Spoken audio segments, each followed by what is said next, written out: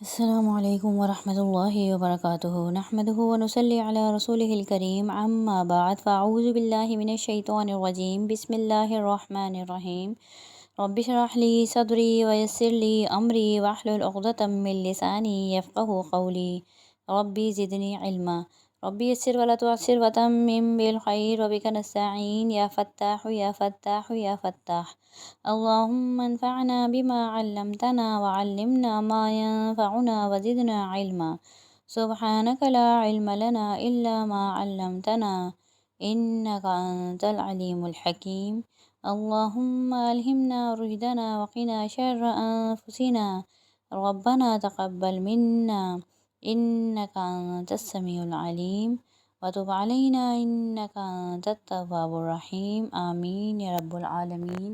6 کلموں کی سیریز میں آج ہمارا اگلا کلمہ ہے چوتھا کلمہ یعنی کلمہ توحید۔ کلمہ توحید کی حدیث میں بہت فضیلت وارد ہوئی ہے۔ آپ صلی اللہ علیہ وسلم نے فرمایا، جو شخص فجر اور مغرب کے بعد لا الہ الا اللہ وحدہ لا شریک لہ لہ الملک ولہ الحمد یحیی و یمیت بیدہ الخیر وہو علی کل شیء قدیر، ان کلمات کو 10 مرتبہ پڑھے گا تو اس کو ایک دفعہ پڑھنے پر 4 فوائد حاصل ہوں گے۔ نمبر 1، 10 گناہ اس کے نامہ اعمال سے مٹا دیے جائیں گے۔ نمبر 2، 10 نیکیوں کا ثواب اس کے نامہ اعمال میں لکھ دیا جائے گا۔ نمبر 3، 10 درجات اس کے بلند کیے جائیں گے۔ اور نمبر 4، صبح کو پڑھے گا تو شام تک شیطان کے شر سے محفوظ رہے گا، اور شام کو پڑھے گا تو صبح تک شیطان کے شر سے محفوظ رہے گا۔ اس کے علاوہ اور بھی اس کے بہت سے فضائل حدیث میں ثابت ہیں۔ آپ صلی اللہ علیہ وسلم نے فرمایا، جو شخص کسی دن میں 100 مرتبہ یہ کلمات پڑھے، یعنی لا الہ الا اللہ وحدہ لا شریک لہ لہ الملک ولہ الحمد وہو علی کل شیء قدیر، تو یہ کلمہ اس کے لیے 10 گردنوں کو آزاد کرانے کے برابر ہوگا، یعنی 10 غلاموں کو آزاد کرانے کے برابر اس کو ثواب ملے گا۔ اس کے لیے 100 نیکیاں لکھی جائیں گی، اس کی 100 برائیاں مٹا دی جائیں گی، اور یہ کلمہ اس کے لیے شام ہونے تک سارا دن بچاؤ کا ذریعہ بنا رہے گا، اور اس دن اس شخص سے زیادہ کوئی عمل اپنے نامہ اعمال میں نہیں لکھوا سکے گا سوائے اس شخص کے جس نے اس سے زیادہ اس کلمے کو پڑھا ہو۔ یعنی جس شخص نے کسی دن اس کو 100 مرتبہ پڑھ لیا تو اس دن سب سے زیادہ نیکیاں اسی شخص کے نامہ اعمال میں موجود ہوں گی۔ سب کے نامہ اعمالوں میں سب سے زیادہ نیکیاں اس شخص کے پاس موجود ہوں گی جس نے 100 مرتبہ اس کلمے کو پڑھا، سوائے اس شخص کے جو 100 مرتبہ سے زیادہ اس کو پڑھ لے۔ سبحان اللہ۔ اللہ تعالیٰ سے دعا ہے اللہ تعالیٰ ہمیں اس کلمے کے ذاکرین میں سے بنا دے۔ اب اس کے کچھ فضائل جو ہیں وہ علماء سے بھی ثابت ہیں، کچھ علماء کے مجرب اعمال ہیں، جیسے کہ چوتھے کلمے کو اور آیت الکرسی کو بازار جانے سے پہلے اگر پڑھ لیا جائے تو آپ کو سامان بھی اچھا ملے گا، سستا ملے گا، اور شیطان کے شر سے بھی محفوظ رہیں گے۔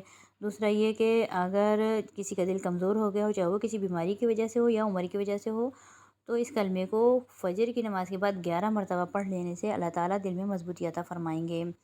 اللہ تعالیٰ سے دعا ہے کہ اللہ تعالیٰ ہمیں اس کلمے کے فضائل و برکات سمیٹنے والا بنا دے۔ اب ہم اس کلمے کی طرف چلتے ہیں، کیونکہ یہ کلمہ کافی کلمات پر مشتمل ہے، تو ہم اس کلمے کو 2 حصوں میں تجوید کریں گے۔ ایک حصے کی تجوید ہم اس ویڈیو میں کریں گے اور ایک حصے کی تجوید ہم اگلی ویڈیو میں کریں گے۔ سب سے پہلے ہم اس کلمے کو پڑھ لیتے ہیں۔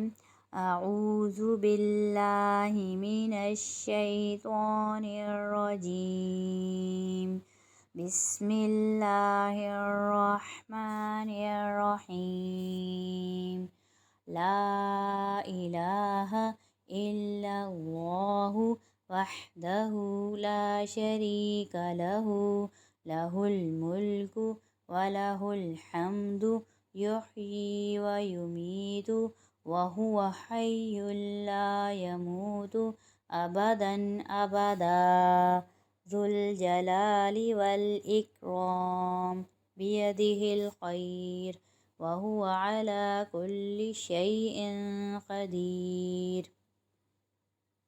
ترجمہ: اللہ کے سوا کوئی معبود نہیں، وہ اکیلا ہے، اس کا کوئی شریک نہیں، اسی کے لیے بادشاہی ہے اور اسی کے لیے حمد ہے۔ وہی زندہ کرتا ہے اور وہی مارتا ہے، اور وہ زندہ ہے اور اس کو ہرگز موت نہیں، بڑے جلال اور بزرگی والا ہے، اس کے ہاتھ میں بھلائی ہے اور وہ ہر چیز پر قادر ہے۔ اب اس کی تجوید پڑھ لیتے ہیں۔ اس کے پہلے حصے کی تجوید آج ہم پڑھیں گے۔ لا الہ، لا کے اوپر مد متصل ہے، مد متصل کو 3 الف کی مقدار کھینچیں گے۔ الہ کے لام کے اوپر کھڑا زبر ہے، اس کو 1 الف کی مقدار کھینچیں گے، جیسے کہ میں نے پہلے بھی عرض کیا ہے کہ اس کلمے کے اوپر پینسل سے آپ لکھ لیں، اس کو 3 الف اور 3 الف ہے تو 3 لائنیں لگا لیں تاکہ آپ کو یہ پتہ رہے کہ 1 الف ہے یا 3 الف ہے۔